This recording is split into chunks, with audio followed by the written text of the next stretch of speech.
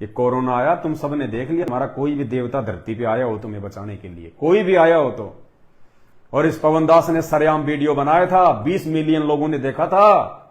इस दास ने कहा था अपने गुरुदेव भगवान के आशीर्वाद से कि मैं पवन दास, यदि मुझे भारत देश के प्रधानमंत्री से आधे घंटे के लिए मिलवा दिया जाए और मैं लिखित में अपना एग्रीमेंट देता हूं, 16 दिन के अंदर अंदर यदि ये कोरोना भारत की सीमाओं से गायब नहीं हो जाए, मात्र 16 दिन के अंदर अंदर, अगर 17वें दिन हिंदुस्तान की सीमा में एक भी कोरोना का पेशेंट हो तो मुझ पवन दास को एफिडेविट लिख के दूंगा, सह परिवार किसी चौराहे पे नंगा करके फांसी तोड़ देना, जिंदा मुझे चौराहे में गाड़ देना। इस दास ने दावा किया था उस वीडियो में अपने गुरुदेव भगवान के आशीर्वाद से। किसी भी संत महात्मा ने नहीं किया, किसी भी साधु संत के जो है वो चेलों ने नहीं किया। सब अपने अपने घरों में रजाई ओढ़ के डर के मारे दुबके हुए थे, कहीं कोरोना ना आ जाए, कहीं कोरोना ना आ जाए। लोगों से हाथ मिलाने से भी डर रहे थे। पूरे विश्व में संत रामपाल जी के इस छोटे से अदने से 2 कोड़ी के भगत पवन दास ने वीडियो बना के अपने गुरुदेव का नाम पूरी दुनिया में रोशन किया था कि हां, धरती पे परमात्मा है, भगवान है और उसकी मैं शरण में हूं। और परमात्मा परमात्मा वाले काम करता है, वो भांगड़ा करके लोगों का डांस नहीं करता। देते मुझे मौका उस समय भारत सरकार, सबको पता चलता धरती पे परमात्मा कौन है।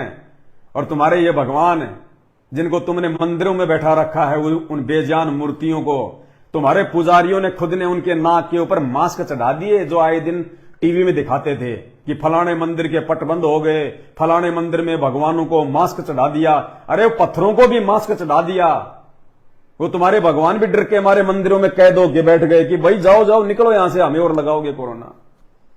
फिर कौन से दिन के लिए भक्ति करते थे? मुसीबत में तो भगवान काम आता है, और मुसीबत से पहले भगवान ने अपने दरवाजे बंद करवा लिए और नाक पे मास्क चढ़ा लिया।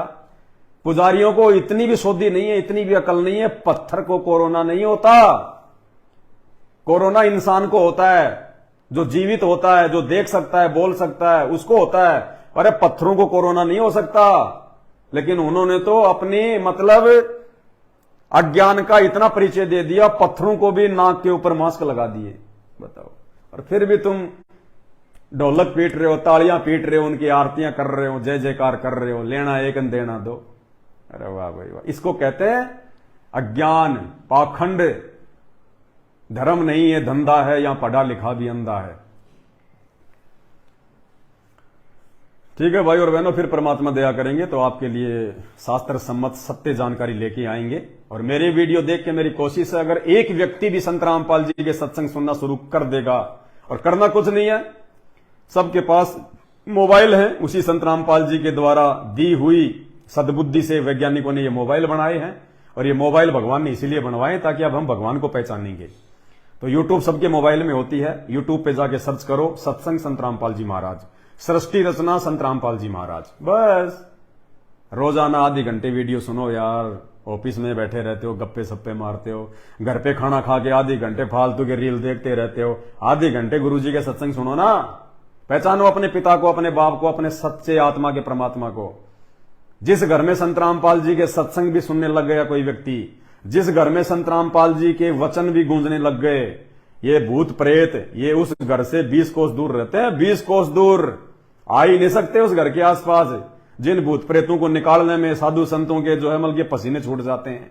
जिस घर में संत रामपाल जी के सत्संग चलते हैं, भले आपने नाम भी नहीं लिया अभी, यदि आप उनके सत्संग भी सुनने लग गए, जिस घर में संत रामपाल जी के सत्संगों की वाणियां गूंजती हैं, 100% स्टाम्प पे लिखवा लेना, उस घर से 10 किलोमीटर दूर रहते हैं ये भूत प्रेत।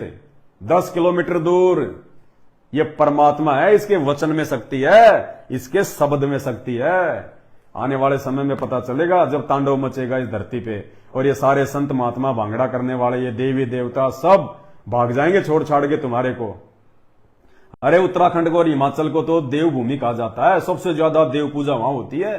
सारे देवता उत्तराखंड हिमाचल में आए हैं। सबसे ज्यादा दुर्गति उत्तराखंड की हिमाचल की हो रही है वर्तमान में। बरसात क्या वहां पे जो है मतलब कि वो कहर बरसा रही है। कहां गए वो देवी देवता? सो रहे हैं क्या? कहीं शादी में चले गए क्या? जिनको अपने भक्तों की इतनी भी सुध नहीं है कि हिमाचल में क्या हो रहा है। सबसे ज्यादा हमारी पूजा, हमारी भाग मतलब हिमाचल में निकाला जाता है, और हिमाचल की सबसे ज्यादा जो है दुर्गति हो रही है। क्यों हो रही है? क्योंकि आन उपासना सबसे बड़ा अपराध होता है, आन उपासना सबसे बड़ा अपराध है। तो भाई अब परमात्मा सबका बाप धरती पे संत रामपाल जी के रूप में उतर के आ चुका है। अब इन देवी देवताओं की बस की बात नहीं है, ये चाहकर भी कुछ नहीं कर पाएंगे अब, क्योंकि तारे और चांद ये रात को टिमटिमाते हैं, अपने आप में पता नहीं क्या समझते हैं, और जब सूरज सुबह उदय हो जाता है ना तो उनकी रोशनी फीकी पड़ जाती है, और जब सूरज दिन के 12 बजे उस समय तो वो चांद भी दिखाई नहीं देता, तारों की तो बात छोड़ दो। तो जब तक संत रामपाल जी नहीं थे इस धरती पे संत रूप में, तब तक ये नकली संत महात्मा देवी देवता अपने आप में पता नहीं क्या समझ रहे थे। और अब सबका बाप वो सूरज रूपी संत रामपाल जी भगवान कबीर परमात्मा धरती पे आ चुका है, प्रकट हो चुका है। अब ये चांद और ये तारे रूपी देवी देवता ब्रह्मा विष्णु महेश अब ये फीके पड़ जाएंगे।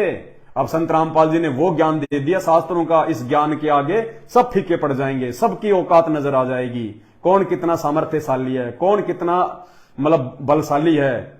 वो खुद अपना भला नहीं कर पाए जब यहां आए हैं, हमारा क्या भला कर देंगे। वो 33 करोड़ देवी देवता और रावण की जेल में पड़े हुए थे, वो खुद नहीं निकल पाए वहां से, हैं, हमारा क्या भला कर देंगे।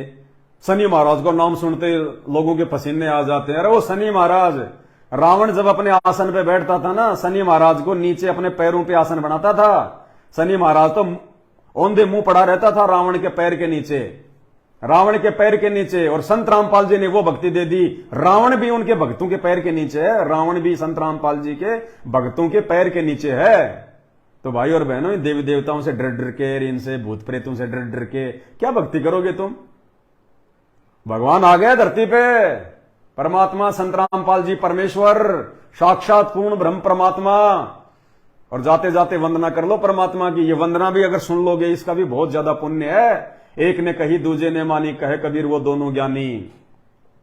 परम पिता परमात्मा, सारी सृष्टि के रचनहार, कुल मालिक, असंख्य ब्रह्मांडों के स्वामी, जगत गुरु, तीनों लोकों में प्रवेश करके सबका पालन पोषण करने वाले राजा धीराज, आत्मा धार, नाथों के नाथ, देव के देव, महादेव, सर्वेश्वर, महेश्वर, मृत्युंजय, अजरो अमर, आदि अनादि, सनातनी प्रभु, जगत पिता जगदीश्वर, श्री श्री 1008 की उपाधि के वास्तविक अधिकारी, अकाल मूर्ति, सत स्वरूपी राम वासुदेव, सर्वगतम ब्रह्म, परम पूजे, प्रथम पूजे, परम संत, परम पुरुष, परम धनी, परम दयालु, सत्य कबीर, हक्का कबीर, अल्लाह अकबर, अल्लाह कबीर, अल्लाह ताला, जगत के तारणहार, जगत के मुक्तिदाता, जगत के जगन्नाथ, हारे के सहारे, हिंदुओं के राम प्रभु, मुसलमानों के अल्लाह, ईसाइयों के मसीह, सिखों के वाहे गुरु, जगत के जगन्नाथ, दया निधि, दया के सागर, करुणा निधि, करुणा के सागर, असली लीलाधर, मर्यादा पुरुषोत्तम, सब संतों में सिरमौर, संत शिरोमणि सतगुरु रामपाल जी भगवान की जय हो।